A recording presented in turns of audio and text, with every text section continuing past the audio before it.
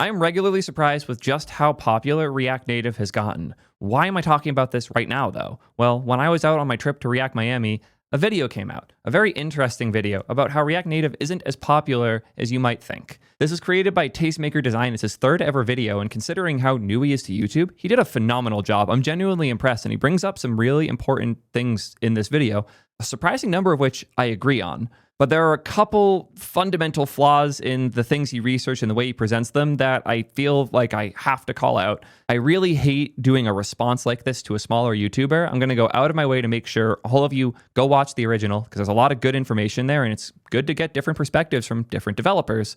But just know not everything in this video is 100% accurate, and there are more layers of depth to these things that are worth considering. But that's why you're here. Instead of watching a 9-minute long video from a new creator, you're watching, this is going to be an hour, I have a feeling. Yeah, we have a lot to talk about here, from how these big companies actually use React Native to the popularity of the tools across the entire ecosystem. I have contacted a ton of people from both inside and outside of the React Native world. I even scraped the App Store with a friend in order to get the most up-to-date, realistic data we possibly can for this. But nobody's paying me for any of that time, so we need to get a quick word in from today's sponsor so I can make sure the team gets fed, and then we'll go straight to it. Today's sponsor is the best AI chat app ever made, Deep AI. Oh God, what is this? Is that a dolphin? Yeah. I thought building a wrapper for ChatGPT was easy, and making it look good was, yeah. This is so cringe. This is actually our competition. I'm sorry, my channel manager told me his sister uses this and I feel like I'm going insane. If you want an AI chat app that isn't whatever the heck's going on here, you should check out T3 Chat. It's $8 a month. It is way less cringe. It has access to all of the models instead of pretending the models don't exist like the other sites do. Yes, like all of them. We even have 4.1, which ChatGPT doesn't have yet, hilariously enough. The amount of messages you get a month is insane. Our free tier is super generous, 20 messages a day with the cheaper models. It's hilariously fast. Just, you'll understand when you see it. It flies. It's way faster than all the other apps. Navigating around it is way less painful than the other apps. And if you want to get it for free for a month, use code DEEPAI. The code's only valid for the first 300 redemptions, and it's for new users only. So if you're already subscribed or you subscribed in the past, it's not going to work. I'm sorry. If you get an error when you use it, it's because it was already used up. We might do another discount though, so check the pinned comments just in case we did. Thank you guys for supporting this, by the way. It's been unreal, the level of support we've gotten with T3 Chat, and it's so cool being able to justify an ad spot in a video for my own product. Back to whatever that nerd was talking about. If you haven't already watched this video, again, I highly recommend you go watch the original first. Rather than just me playing the whole thing, reacting throughout, I'm going to take clips of the parts that I think are most important for us to discuss and then go dive into those. So if you feel like you're missing context, it's because you are. Watch the original. Anyways, not even going to bother with a clip for this first part. Just know I totally agree with the starting section here. It's absurd how much just slop content there is about React Native good, why everyone is using it. I agree. It's all slop. I hate that these posts exist and that they misunderstand things as much as they do. There's a point where I start to disagree, though. Finally, the React Native Showcase, hosted by Meta Open Source, clearly states that Walmart uses React Native for iOS and Android. The only problem is, the Walmart app doesn't use React Native. What's going on here? Okay, and here is where the disagreements start. I will first and foremost say the current state of the showcase for React Native on like the React Native docs, it's not great. It's not very up to date. It's somewhat misleading, and I don't like that they link to individual apps, especially when the whole app might not be in React Native. But there are some nuances here that we need to understand. First nuance is the distinction between the whole app being React Native versus part of the app being React Native. React Native integrates with native apps. So a lot of this video, we'll get to this multiple points throughout, seems to imply that an app has to be entirely React Native or not at all React Native, despite the fact that the React Native project was started as a way to integrate things into existing native apps. The point was that if you had a team that needed to be able to update things more quickly or didn't have mobile devs that wanted to embed a simple UI into an existing application, like, the ads UI in the mobile apps for Facebook, the React Native would allow for the ads team to have a simple integration layer that works very similar to what they're used to on web that they can embed into different platforms like mobile without having to hire a bunch of iOS and Android engineers just to do that one thing. Companies like Facebook have more and more so been focused on vertically slicing their teams. So instead of having a back-end team and a front-end team at your big company, you would have a ads team or a feed team or a messages team that own the back end, the front end, the UI design, and all of the different pieces. And React Native makes it way easier for vertical slicing simply because you can have a smaller front end section that has more control over the different platforms. That doesn't mean Facebook doesn't have an iOS team, but they're a platforms team that's trying to make it so all the different people building with all their different stuff can throw it into the same Facebook app and have it all work together. Another nuance here is that companies have multiple apps.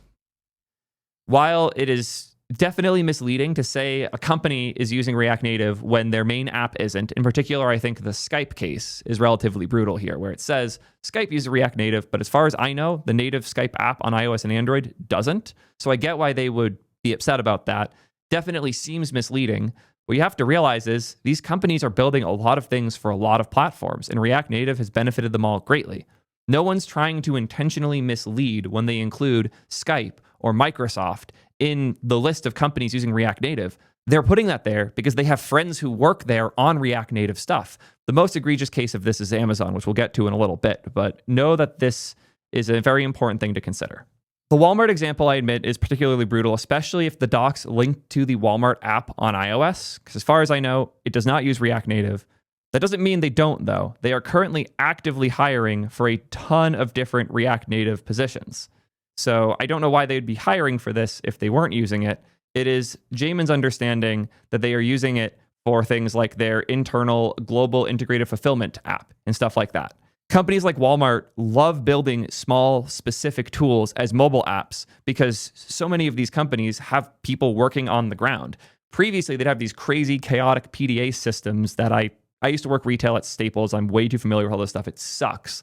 Most of these companies have moved over to using iPhones and iPads as their method of on-the-floor employees doing things like scanning a code on a shelf before they put the thing in a box, or trying to do shrinkage tracking and figuring out where items are in their stores, or just managing the fleet of drivers, or managing your own routes as with an iPad mounted in your car. Just all these types of things. At the scale of Walmart, you build custom software to solve these problems.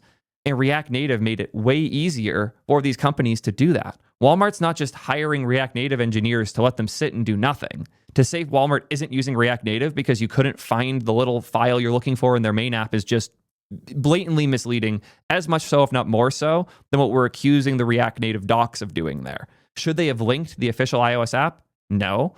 But can you now say that Walmart doesn't use React Native simply because they don't use it in their main app? Absolutely not. Why would they be hiring these people otherwise? This next section is where things start to really fall apart. And I'll be honest, before we even start it, I have a bias here that I talk with a lot of the people who work on React Native directly and build with it at Meta. So I have inside info not everybody has. So I get how you could see this page is misleading, but you should ask questions before confidently making this content. This part has a lot of errors. Let's just go through it. The problems begin in the first section with the Meta apps. By the way, if you didn't know, Meta is the company that created React Native. The first link they show, the Facebook iOS app, is not built with React Native. Again, we need to explain this key first part. React Native integrates with native apps. The way that Facebook uses React Native isn't as the root for the whole experience on the app. That's not realistic with the amount of effort that's gone into this app. Like, the Facebook app is one of the biggest, most complex code bases in the world. The goal of adding React Native was to reduce complexity in certain areas that needed to move faster, that didn't need to benefit from having a dedicated native team working on it. And there are a handful of things in the Facebook app that are entirely built in React Native. The biggest by far is Marketplace on the Facebook app. The entire Marketplace section on both the iOS and Android apps was built with React Native. And that's one of the biggest products that Facebook has right now. Marketplace is one of the only reasons I personally open Facebook. And the Marketplace experience on mobile is great. One of the reasons why you don't know the Facebook apps using React Native is because the Marketplace works really well. You can't tell when you hop between the different sections because React Native is native. It feels great. Obviously, they have a huge benefit of being the company that makes React Native, so if they do something wrong, they can nudge the team, have them come in and help and all of that. I'm not saying everyone can make a React Native experience as good as Facebook can, but just because it's good doesn't mean it's not React Native. This isn't even some big secret. Facebook literally says it in one of their engineering blog posts. They use another framework they developed called Component Kit. Component Kit is the higher level structuring they use for the apps, but components in Component Kit can be React Native. Component Kit was the higher level change they made in order to allow for different teams to pick different technologies. And a lot of those teams pick weird stuff. One of my personal favorites is Project Lightspeed. I'm going to ask chat quick. What do you think the Facebook Messenger app is written in? If you know, don't stop. People already are saying it. Yeah. Someone got to it before I could even start. Fun fact. No worries at all. You did your thing, Zico. Thank you for being you. Project Lightspeed was a project at Facebook to rewrite the entire Messenger code base primarily through using SQLite, because SQLite was a really performant cross-platform layer they could use to control the app. They use the native OS wherever possible, reusing the UI with dynamic templates powered by SQLite, using SQLite as a universal system and building a server broker to operate as a universal gateway between Messenger and its server features. You know how hilarious that is? That they are powering the UI and the templating through SQLite. They try chaotic stuff at Facebook, and the architecture of the apps isn't to bet all in on React Native. It's to allow the flexibility to try different things in different places. But we're talking about a company that for one of its most important apps ships a literal SQL migration to update your UI. Like, this is kind of chaotic. I wouldn't be so harsh on this point, but the next thing he says is really, really, really wrong, so I have to call it out. The Facebook app might be using React Native in some indirect way, like embedding a React Native web application in a web view for a subset of the pages. I might be wrong on this, and if I am, a Meta engineer will contact me and I will pin it. It'll comment on the top of the video here. Meta does not use RN for web anywhere. React Native for web is a chaotic project that is incredibly hard for me to recommend. React Native for web is also something I've never seen anyone use on mobile at any point for any reason. Do I have to do like the top level, like what makes React special thing? I'm going to do it quick. I'm going to go as fast as I can, blasting through like how React works. So if I have a React app and it's something like app, body, div, sup, nerds, don't forget to sub. Only 50% of you are subbed. Sub to Tastemaker as well. Hopefully this code all makes sense to everybody. We have an app, it has a body, and it has a div. We could split it a little more, so I'll put like a button, hi, button. Cool. Very complex code we have here. If we were to architect this as a tree, I'll use squares. We'd have app at the top here. App has one child, which is body. And then body has two children. It has that div, and it has the button. This all hopefully makes sense to you guys. If you've been around a while, you can see how this JSX HTML-like tree becomes this actual node graph on the side.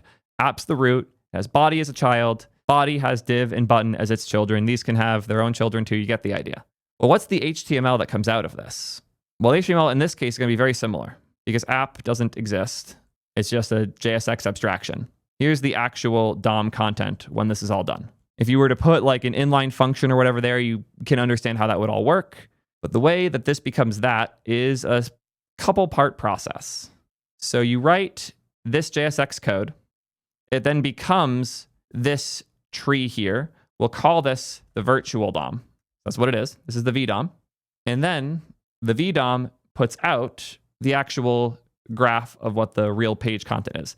Technically, what it does is it maps this to a node tree of its own that is what should actually be on the page, and then turns that into the HTML content.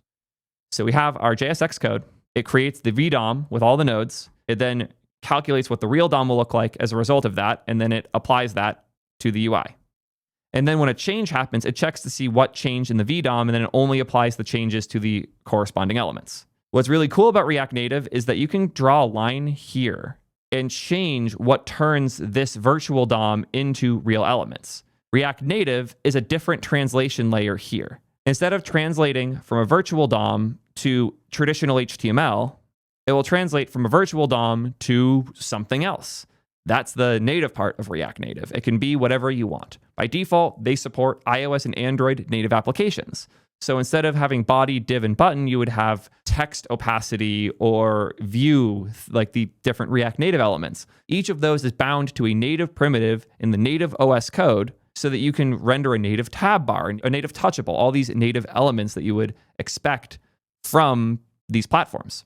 React Native for web is re-implementing the traditional virtual DOM to React DOM with React Native primitives instead.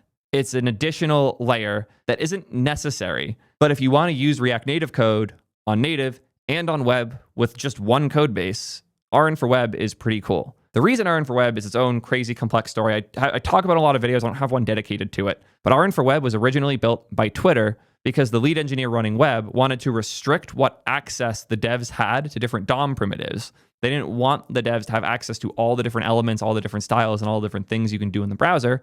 And they built RN for web as a way to abstract just the parts they wanted the devs to have access to. It's intentionally a limited set of web primitives through React Native. You need a really good reason to use React Native for web, and Facebook isn't doing that. Facebook is using React Native for different parts of the native app. And I think this is the fundamental confusion that exists throughout this video that Tastemaker did. Apps can use React Native for some things. They can use Cordova and all these other web tools for other things, and they can use Native and Jetpack and all the fancy cool tools for other parts too. Just because an app isn't using React Native for its initial load doesn't mean it's not using React Native, and it doesn't mean they don't have more React Native engineers than traditional native engineers working on it. But the point of this here is to showcase the difference between React Native and React Web and React Native for web. You're effectively doing one additional translation to get it into the DOM when you use RN for web. To once again agree with Tastemaker, though, they should be way more specific about how they are using React Native in these things. If we are betting on React Native because we trust Facebook because they use it there, they should tell us a little more about how they use it. They do in things like React Conf, but they don't in these docs. So if you're an external person who's not part of the React community, you haven't seen these talks. You haven't had conversations with these people. You don't know that. And the docs are not doing a good enough job explaining that to people.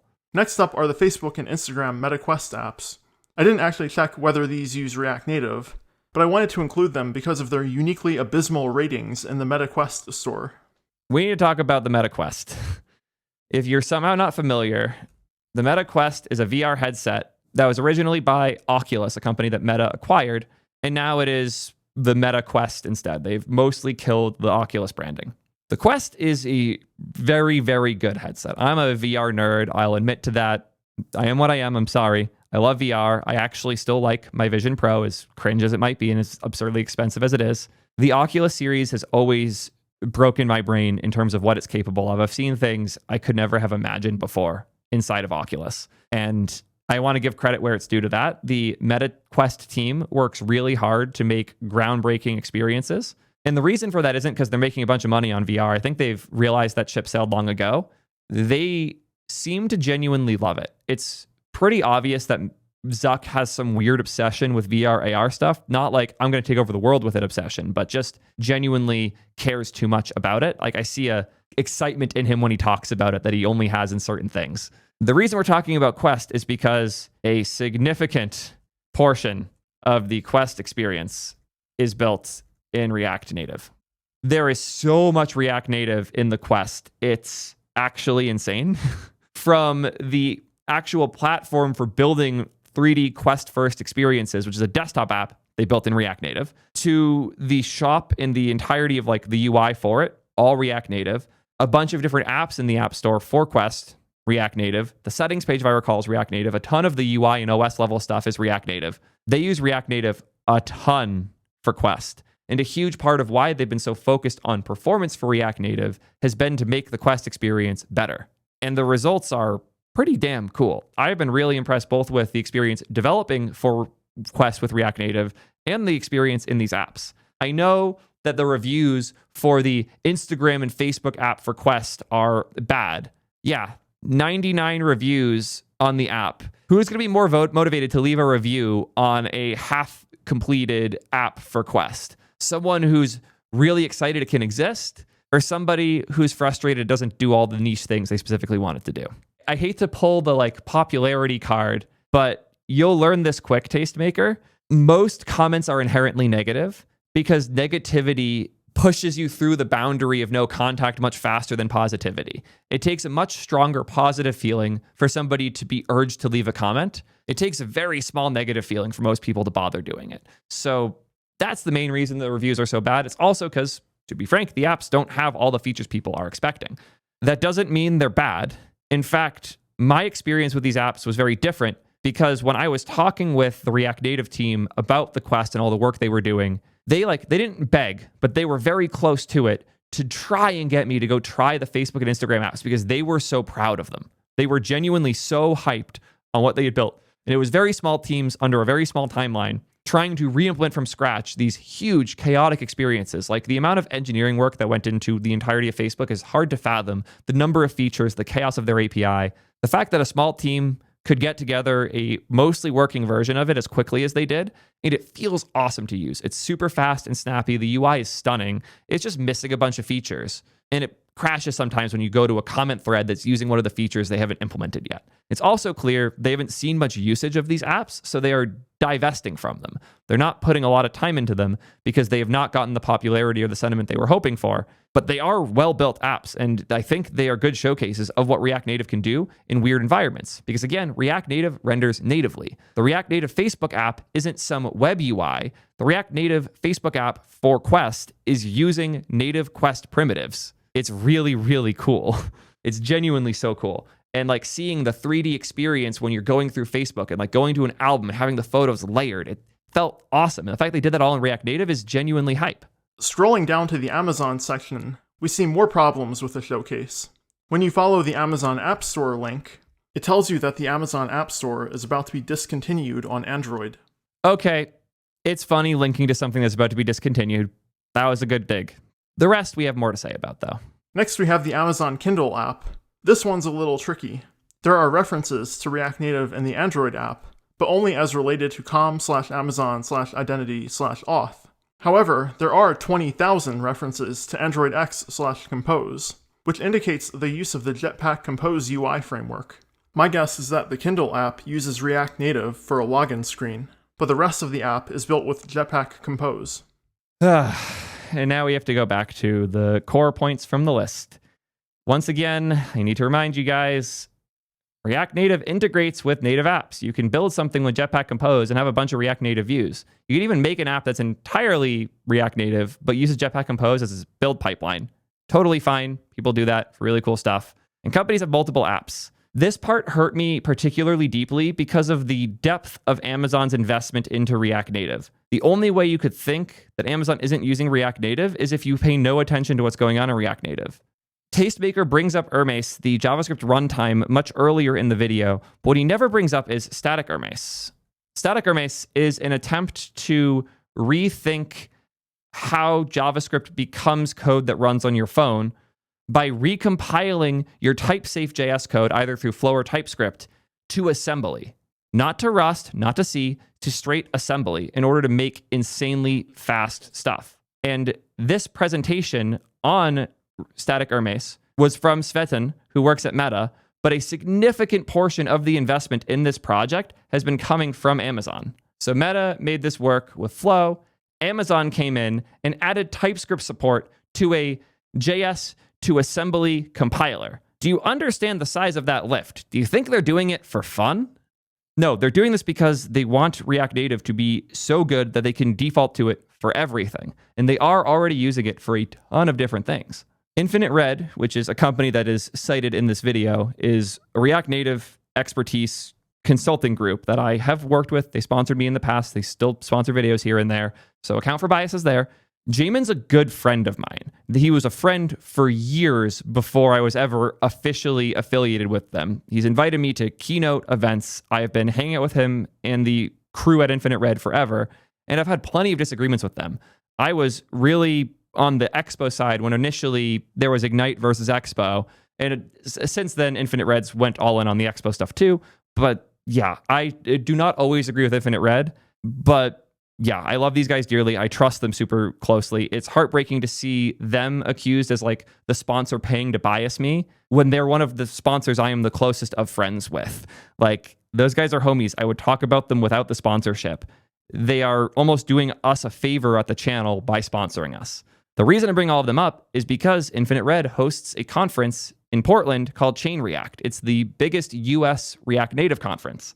The reason I'm bringing this conference up is because Jamin hosted a panel at it last year that included a bunch of very important people, one of which is an Amazon employee. And they talk all about the different places that they are using React Native at Amazon, as well as Chiara from Microsoft, who's, again, talking about the places they're using it at Microsoft. This is an awesome crew of people sharing very useful insights about how React Native is being used at different places. I'll let Chris from Amazon say how they're using React Native. So can you tell me, what does Amazon use React Native for? We were working with Eli to update the showcase for React Native's the docs for the website. And the question was how many different projects at Amazon use React Native?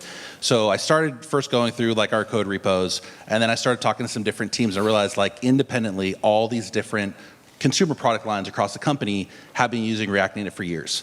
So first off, you obviously have the shopping app. There's aspects of the shopping app that are native, and there's many views inside the shopping app that are fully React Native. Then we saw some interesting use cases, for sure, Amazon Music, Amazon Photos, those experiences across iOS and Android, those are React Native. But then you start walking into some of the wild uses of React Native. So Kindle, if you use Kindle, how many has the e-ink device? Yeah, so that's an implementation of React Native straight on top of C. And so, I think the more that I dug in, my mind was blown of here we are thinking, oh, we're really, in App Store and devices, we're starting to, ramp up into in React Native because of demand. And you're like, no, this has been since 2017, 2016. It's been used throughout all these different groups, and we just weren't all talking. So it's been pretty fun to have, we have this React Native interest group internally, 600 plus engineers all trying to share modules, projects we're working on. It's pretty wild. Did you guys hear that? Not only are they using React Native all over the company, not only do they have a 600 plus engineer interest group working to make React Native more common, not only are they independently picking React Native different places throughout the company, because Amazon's really big on letting different teams pick their own stack, they built their own React Native rendering engine for raw C for the Kindle e-ink display devices. What? But they're not using it in the store app. Yet they are using it in the store app, but they're also building their own rendering engines for React Native for different platforms because they like it that much. The reason Kindle is listed here isn't because they are lying about it. It's there because the engineers at Amazon asked for it to be, because the Kindle itself is using React Native. I think that's super cool. And they are heavily using it. Would it be nice if they gave more info on this page? Yes, absolutely. Would it be nice if they at least linked to that stream, to that recording? Yeah. But one of the accusations that is levied in this video is that this whole page is biased because Infinite Red made it. How would it look if they linked to their own YouTube channel as the source for something? It's a tough balance, and I think this page is not in a great state, but it's really hard to find the balance for things like that. How much do you explain without being overwhelming or annoying? How much can you explain without violating different agreements with other companies? It's a hard balance to do something like this. How cool is Amazon with you advertising your framework using their tools? That is no longer just you cleared somebody to go give a talk. That's now a marketing back and forth that takes months to resolve. I'm going to be honest, guys. I don't even know how to include this section because it's full of a lot of reaches. We're just going to go through it piece by piece rather than play the clip and talk. I'm just going to go through it with you guys. First, he says all these apps aren't using React Native. Hard to verify for any given one of them, but I'll take his word for it. This list is not great. I agree there. They're overhauling it as we speak. At this point, you might be questioning the value of going through the React Native showcase, since it's all anecdotal evidence about the popularity of React Native. I have a lot to respond to there, but we're going to skip that for a sec because I have something else I can use instead that is a lot less anecdotal. This next part is largely thanks to Bacon Bricks, Evan Bacon. If you're not already familiar with him, he's a legend over at the Expo team who has been a wizard in everything from Lego to React to now React Native especially. For a while now, he's actually hanging out in chat, answering questions. Incredibly helpful human being. One of the best justifications of using React Native is that Evan Bacon is somebody who can now help you out on stuff, legitimately. His knowledge of weird niche build stuff on iOS and Android, combined with his knowledge of crazy React performance stuff, he knows what he's talking about. One of the many crazy things he has done is he built a tool to automate the process of reverse engineering bundles, similar to what the video that we just watched was doing. Rather than manually downloading each one and trying to grab a given file name in your decompiled binary, he automated it for the top 100 apps of every single category on the App Store. He runs a check every couple weeks to see what the trends are in the marketplace. And here is his most recent run. Apparently, Apple made a change that's making it hard again. I'm sure I'll have it fixed soon. But this run was on March 21st, so just about a month ago. The sports category, of the top 100 apps, 29 of them were using React Native, one less than before. Of the shopping category, 28 of them were using React Native. Entertainment, 26. Food, 26. Business, 24. Medical, 24. This is all out of 100. So in these very prominent categories, about a fourth, give or take, are using React Native.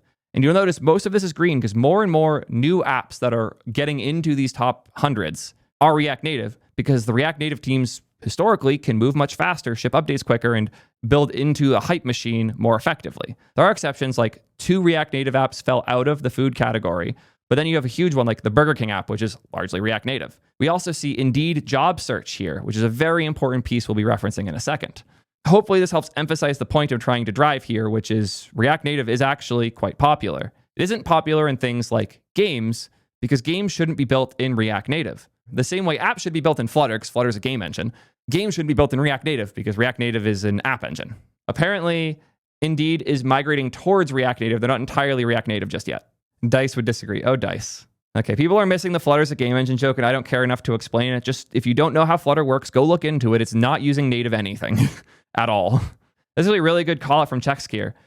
It's also worth noting that we're talking about public apps right now. Publicly available things you go download from the App Store, not private apps for businesses, things that aren't released in the App Store, things that are distributed through TestFlight and other distribution methods. Those are disproportionately React Native, which is something we cannot see in any of these charts. Where we can see this is Indeed job listings.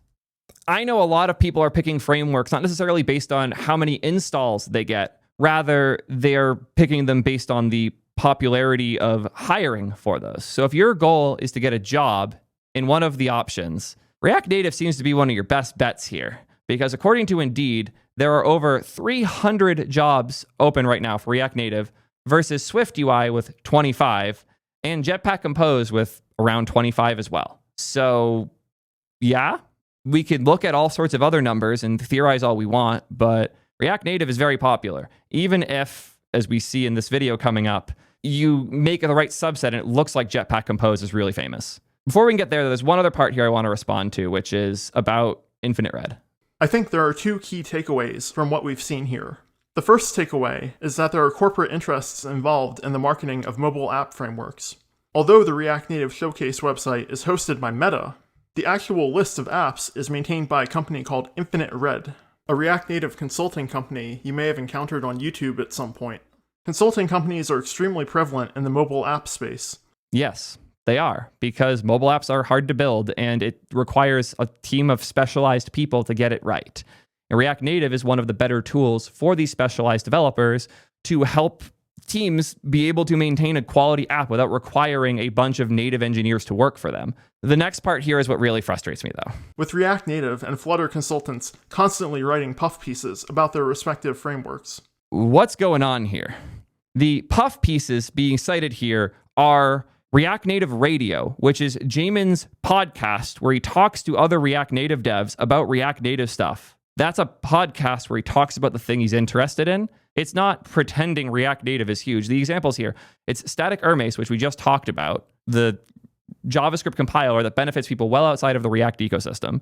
He talks with a company that migrated to Expo from not using Expo with React Native. None of this is a puff piece. This is like real deep in the weeds discussion about how React Native is used. I don't know how you could frame it that way. I can see how you'd frame the things on the right this way with Baseflow, because they did puff pieces on Flutter, but that is Flutter, not React Native. And as you might see from the screenshot here, all of those posts are from 2023 or older. The puff pieces problem is real. I'm not going to sit here and pretend that all the weird, crappy dev.to posts that were AI generated about how popular React Native is are good. They're not. They're terrible. But you cannot accuse the consultancies that are betting their businesses' livelihoods on React Native because they see very clearly how it benefits the companies they work with. I know it's a crazy thing to say, but maybe the people who worked in other technologies and said, no, React Native is the one that makes the most sense for our clients. We're going to throw away our huge history with Elixir, a language that I deeply love and care about, which is what if Red originally started doing. They were an Elixir consultancy that moved to React Native because they saw more success with their customers with it. Also, on the topic of hiring, if you're really interested in these things, Expo, Evan Bacon and crew, they're currently hiring for ES Build, Expo Router, and the Expo Web experience because React Native is doing so well and growing so fast. Speaking of which, Evan, have you seen this video? Because there's a part coming up that you're going to fucking hate. We'll get there in a sec. It's the NPM download section, but let's keep blasting through this. UIKit and Swift UI shouldn't be grouped together. They're very different, and there's a lot of hand-wavy acting as though Swift UI is more popular than it is throughout it. We're about to get to another section of that in a second. The newest AI apps, including Copilot, Perplexity, ChatGPT, Claude, DeepSeek, Gemini, and Grok, are all built with native code. This makes a lot of sense when you realize how these things tend to happen at the big companies that are doing a lot of these. Oh, we need a mobile app. We should hire a mobile team to build our mobile app. That's how these happen. That's not how the real world works.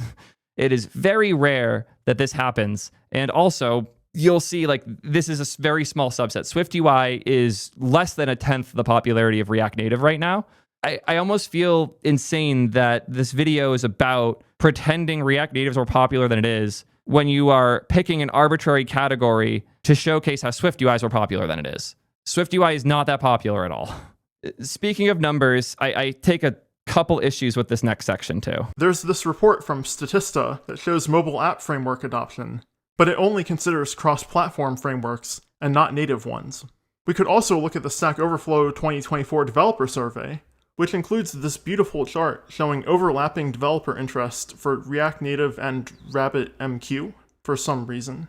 Or instead of looking at all of these random surveys, we could look at the actual thing that matters, which is how much success are React Native apps finding and how many jobs would you have available to you as a React Native developer. I already showed the numbers, but I'll show them once more as a reminder. Roughly 25% of the top 100 apps in any given category in the App Store are using React Native. And there are 10 times the number of jobs available for React Native devs than there are for devs using Swift UI and Jetpack. So sure, the Stack Overflow survey says React Native isn't that popular. The Stack Overflow survey is for a bunch of unemployed students. It's not relevant. It just isn't. We should be looking at where the money is going if we want to know the success of the tools and technologies. And the reason there's so much money going into React Native is because companies are pulling a lot of money out of React Native because it's going well for them. We're not all just investing in this thing because we think it's funny and silly and we can trick people into using it. We're doing it because it's been helping us with our businesses. My background was originally mobile dev. I used to contribute to crazy Android ROM hacks when I was getting started. I did that because it was easier to contribute to Android than it was to build an app at the time. But regardless of that, I was deep in the mobile world for a long time. And I was blown away when I saw how far React Native had come in the 2021, 2022 era, that it's hard for me to really care anymore about native technologies. It's cool when new features come in, but I'm more excited to see them adopted and ready for React Native than I am to just see them thrown in. And React Native's winning because it's benefiting all of us. There is one other, much worse way to measure the success of a tool in the JS world, though. But wait, React Native downloads on NPM are skyrocketing right now. Doesn't this mean React Native is taking over the world? Well, if you look a little closer, you'll see that the curve has an inflection point around January 2022, soon after the announcement of Expo Application Services. There's a lot to say here, but one thing that we can get out of the EAS versus Expo numbers, we see Expo's peak is at 140K a week versus React Native's, which is around 3 million a week. So if your accusation is that these numbers are artificially boosted because of EAS, why is there a 3-digit difference between the numbers? What are you saying? You can't plot the chart and say, look, these graphs change the same time, therefore this is a number being faked by Expo, when you show there is a 3-digit difference between the two numbers. On top of that, they cache the install, so they're not hitting NPM half the time anyways. Evan's in here, he built a ton of this. They mostly cache wherever possible.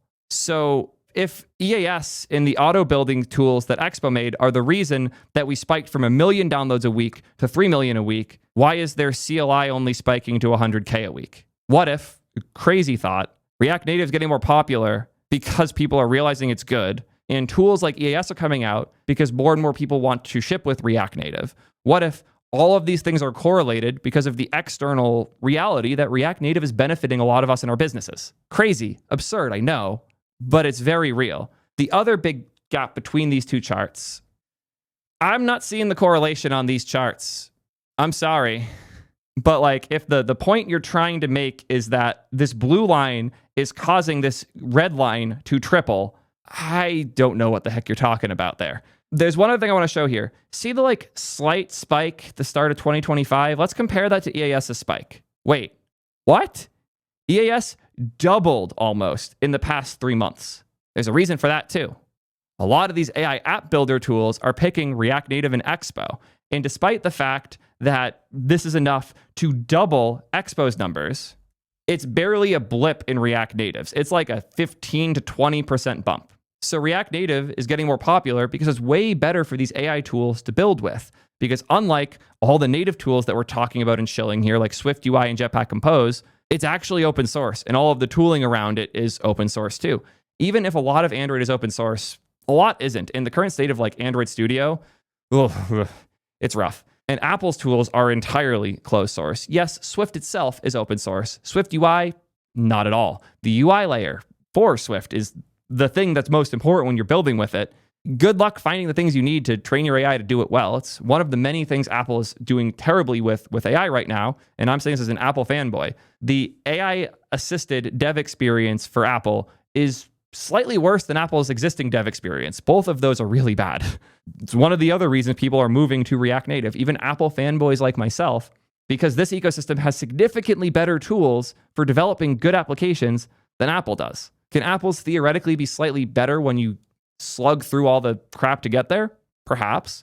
The React Native apps have gotten incredibly good too, and there's a reason why we're going to be betting on it for T3 chat, because it's good. It benefits us. I'm not betting on it because I think it's funny to do or because I'm trying to sell you guys some crap. I'm trying to sell you guys T3 chat. Yeah.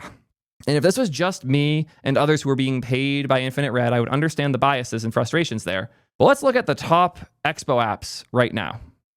We got the Shop app from Shopify, Discord, Microsoft Authenticator, Capital One, Chime, Rocket Money, Character AI, Blue Sky. Blue Sky is also fully open source. If you want a huge open source React Native app to look at, that's a good one. It even showcases some of the problems that I have with React Native that I've talked about in other videos.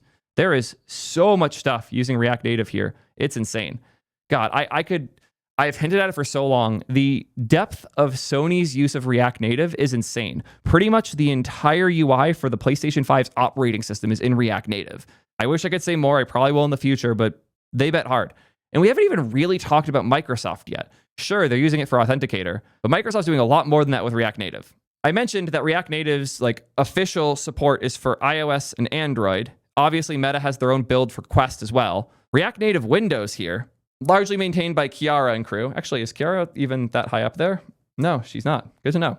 But the React Native for Windows port is maintained by Microsoft, very closely with Meta, but React Native for Windows is by Microsoft themselves. It's not Meta or some other company trying to trick people into using React Native to charge more for consulting. Microsoft is doing it because they recognize the quality of their developer tools is not high enough, and React Native provides a better experience for UI-focused developers. They are now using React Native for Windows in a ton of different things, including really important stuff like the Start menu or the Excel app. I'm not saying the whole Excel app is in React Native, but there's a bunch of stuff in it that is. And what's even funnier, people already caught on in chat, React Native macOS, also by Microsoft, because they want to be able to write code with this quality developer experience and ship it to Mac and Windows desktop platforms at the same time. So they built React Native macOS to do that. And it's a fork because it's based on the iOS version of React Native. There are no major versions of React Native, but it'll probably be up to date again pretty soon. I will say the React Native Windows and Mac versions tend to lag behind a little bit because they are huge, complex projects, and also because Microsoft's interest isn't necessarily being on the latest and greatest version. It's building an actual platform that their developers can rely on to build UIs in some of the most important things that Microsoft sells. And I will once again ask, why would they use React Native for important things like the Start menu and Excel, some of their most important key surfaces, if it wasn't benefiting them? Are we just saying all of these companies are dumb? I mean, they are here and there, But are they all falling for the same trap somehow magically? Are all of the companies hiring for React Native falling for the same misleading thing? Are they all listening to YouTube ads and being tricked into thinking React Native is good when it's not? Or do they have agency and they're making the decision because it benefits them? Crazy, I know, but let's think this one through a little bit more seriously here, guys. It's also particularly funny that Copilot was an example of a native app using Jetpack Compose and SwiftUI, because they're using Copilot on desktop in React Native almost entirely. And again, from Kira at Microsoft here, sorry for mispronouncing her name, I need to be better about this. React Native isn't just chosen for its cross-platform features, which obviously is kind of like the killer feature, but it's increasingly being chosen for its developer experience. That's a big deal. And on Microsoft's official React Native for Windows showcase, we have the Xbox app. Also, the Microsoft Store on Xbox. So if you're on the Xbox and you're going through the store, React Native. And as someone who's bought a lot of games on different consoles, Xbox's is the least shit store. The Switch store is unacceptably bad. I don't know how it is that bad. The PlayStation one kind of sucks too, but it's also React Native, so I'm not going to say it's React Native's fault there. Yeah. Oh, one more real fun example. Kik moved off of Expo and React Native, claiming React Native was why their app was slow. Then they moved right back to it because it benefited them so much. Yeah, React Native, you can make a bad app with React Native. You can do it really quickly too. You can also make a good app with React Native. It's slower than making a bad one, but you can make really good apps with React Native, and you can do it faster than you can with native technologies if you already know React especially. Okay, I have one last thing I have to say about the Expo thing. I'll just let Tastemaker's statement go first. And all of the content and influencer marketing that Expo does on YouTube, telling you that React Native is the best way to build mobile apps. Am I not allowed to have friends? Seriously though, I have never received a cent from Expo. I have been paying them monthly for 5 years now. They have never paid me a cent. They are in my content a lot because I like them. They're building things that I'm excited as hell about. My YouTube channel's only 3 years old. I've been working with Expo and hyped on what they're building for twice as long as I have been doing this content stuff myself. I'm not talking about them because they're paying me or they're marketing, and I sincerely doubt they're paying somebody whose YouTube channel is named Evening Kid to do influencer marketing. And the reason they were on DevTools FM is because Evan has so much really interesting stuff to talk about. It's a podcast. And notice that he cut off the view counts on all of these. 1.7K views. I'm sure that is really pushing React Native and making it way bigger than it would be otherwise. Like, what? I hate this particular appeal. It's popular because they are buying the popularity. You cannot buy popularity. Oh yeah, the last one here is a conference. He spoke at the conference because he goes to conferences and they invite him to speak because he has interesting things to talk about. Some of my favorite talks are Evan just geeking out about the thing he's working on. Yeah, Evan here. Theo dunking on my content now. Yeah, because you're not a content creator, Evan. You're a Lego guy that happens to be good at web dev and mobile dev for some reason. Mostly mobile. Your web code sucks. But yeah, I dunk on you because you're a friend of mine and I love giving you shit. This is my crew. And that's why I'm so upset here is like, sure, call me biased all you want. I'm defending my friends. I made these friends because they're building things I was excited about. And I reached out and they wanted to talk about it. And sure, I have a lot of subscribers on YouTube now, but the reason people came to my channel is they found value in the things I was talking about, in the conversations I was having. And I've been fighting all of this misinfo about React Native for as long as I can remember. It all started way back when I was working at Twitch and this blog post investigating React Native was published. And what's really funny is people still cite this one against me as proof that React Native isn't good because a blog post from 8 years ago, we're actually, by the time this video is published, this will be at the 8-year mark for when it came out. This blog post was when React Native was nowhere near as good as it is today, and it's still wrong. In 2021, I rebuilt the Twitch app from scratch in React Native as a hackathon project. And Alec here, the author of this article, was so impressed with that and his own explorations that he tried to publish a redo of this article saying that React Native is actually now ready for Twitch, and they wouldn't let him. He also was so frustrated with the mobile team that he moved to the web teams because he was getting so React-pilled. So yeah, he ended up quitting right around the same time I did. The author of this article is a huge fan of React Native now. So yeah, I've been fighting this fight for as long as I can remember. And do you know how annoying it is having people cite an article that was written by a friend of yours saying, look, see, your company doesn't even think React Native is ready. I'm like, yeah, I'm friends with the guy who wrote it. He says that the article's wrong now, and it was half wrong when he wrote it. You're the one who's wrong here. And Twitch is too lazy to unpublish it or even put anything on it because the mobile team at Twitch does not want React Native to happen. And now they're forcing the web teams to embed crappy web app experiences inside of the native app because they refuse to let React Native near their code base. This is the problem. And when you spread misinfo the way this video does, despite the fact the video is bringing up really important things that we should talk about, this misinformation has weaved its way through it such that the conversation becomes inherently toxic and no longer about reality. Reality is React Native helps a lot of businesses. Reality is there's a lot of companies hiring for React Native devs. Reality is there's all of these React Native consultancies because more and more people want to adopt React Native as an ecosystem and a technical solution to the problems that they are having. Reality is that React Native is benefiting a lot of people and companies. And you have to go to some crazy leaps in order to pretend it's not. So, yeah. Sorry for my frustrations. I'm heartbroken that me talking about the people I like working with and the cool things they are doing is seen as some psyop marketing ploy paying me off to talk about React Native because they want to make money. How does Facebook make money if React Native gets more popular? They don't. Something I do actually help with here and there is forming the pitch from the React Native team to the higher-ups so they can continue getting the funding they need to build the framework. Because believe it or not, the biggest React Native haters work at Facebook and Meta. There are so many people there that want React Native to die, that are convinced it's a scourge, that are constantly fighting the team internally before any of this even goes public. Facebook and Meta are investing in React Native because the React Native team has made a compelling pitch for the technology, and they've seen a surprising amount of success with the things adopting React Native. It's also worth noting the React Native team at Meta is like multiplicatively larger, like at least 5x larger than the core React team at Facebook. React Web and React Native are massively different at Meta because React Native is such an important technology for them now. And it's also an incredibly difficult thing to build. Building a layer that lets you write code once and compile it to such different platforms requires industry-leading experts in both iOS and Android code. And they've hired a ton of them to build it. I wish we could spend more time admiring the technical achievement that is React Native because it's so cool. And I wish more mobile devs could just look at how cool it was instead of being annoyed because they're scared of JavaScript. I want to end on one last piece of agreement here because Tastemaker does have good points for this, especially the weird fodder blog posts bits. So next time you see one of these clickbait SEO articles about which mobile app framework to choose, at least take it with a grain of salt.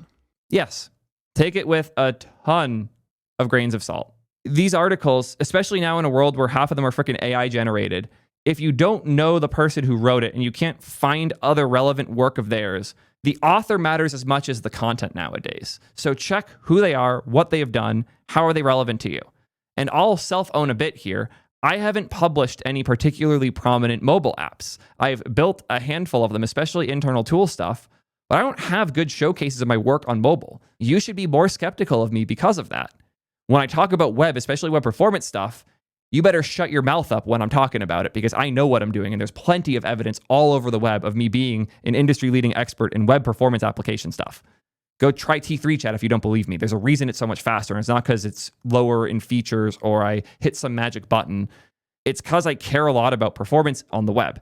I also care a lot about mobile, but I don't have enough evidence, so I understand if you want to doubt me there. But you should take a look at the industry experts and what they have to say about this stuff, because there are so many incredibly talented people in the mobile space building absurdly complex and intricate applications, and more of them are coming around to the power of React Native and what it enables for their teams. Thank you, Tastemaker, for making this. I know I was harsh throughout, but the point still stands. There are some real problems, especially around these AI-generated crap articles floating around the web. Half the time I get a dev article I find searching, it's absolute garbage. But that doesn't mean we can respond with similarly misleading things.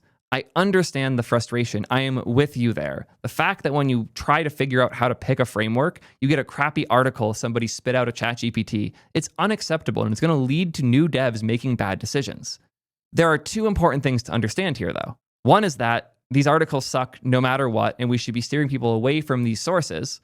And the other is that beginners are going to screw up anyways. We need to let people make the wrong decision and learn from it. One of the reasons I stopped talking about Flutter is I like to think it's apparent once you've built a Flutter app, especially on iOS, that it's a crap framework for building crap applications. And if you can't tell, I don't know if you can ever build a great app.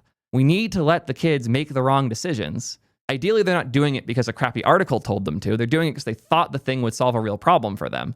But it's just the reality of learning how to code. You have to make bad decisions in order to then go make good ones. If you accidentally make the right decision when you start, you're worse off than if you made the wrong one, because now you don't know why it's right or how to learn from it. So as hard as it is, and this is something I struggled with a lot myself, we need to let the kids pick wrong. Let them go build a Twitter clone with HTMX. Let them go try to build a super complex video encoding app with PHP. Let them try and build a fancy YouTube clone using Flutter. They need to learn the errors in their ways. And if you are this confident that React Native is a terrible technology that is going down, not up, let the market do its thing. It's going to. And rather than confidently stating things that are wrong, try to talk to the people building it. You might be surprised, especially now that you put out a video that's viral. You'll be amazed at who will respond if you hit them up asking questions. If you see things on the React Native showcase that are confusing to you, post about it. Ask. Reach out. You'll be amazed who will respond. I guarantee if you had sent a DM to someone like Jamin or Evan Bacon about your thoughts on all of this, you would have gotten the same response I did. A super fancy breakdown of what's going on in the space and how people are actually using these things. If you're like, hey, I unbundled the Amazon app, where's the React Native? You could have been linked to the talk and learned where the React Native is. But that's the biggest issue I had with the video, is it started on a focus of a real problem, which is garbage content being shared as a way of making decisions about what framework to use. And it then slowly becomes one of those garbage sources itself. And it breaks my heart because I see so much potential here. Tastemaker made an awesome video. And if I didn't have one of the best editors in the world, I would legitimately be hitting him up to help me with editing. He can make compelling content. I would encourage him to take the opportunity, now that he has a platform, to reach out to others in the space when you have questions about these things, rather than making bad assumptions and only going one layer deeper than the surface. There is so much depth to all these things. I often joke that the React Native community is 10 times deeper than the React community, despite being 100th the size. But it's true. The amount of thought and care these devs put into these things is hard to put into words. And I know this all in contrast seems like marketing fluff, and I don't care. This is how I really feel about it.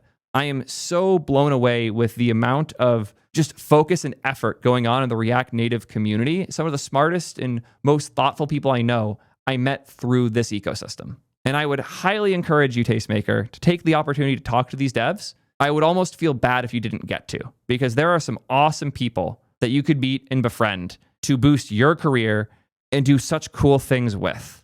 And maybe, just maybe, you'll end up seeing the magic in React Native that we all see too. And it's totally fine if you don't. It's really nice to have friends that disagree with your stances on things. One of my closest dev friends is a huge Flutter fanboy, but he knows how to talk crap on the thing and point out its flaws. And I love having him around because we can compare and contrast notes.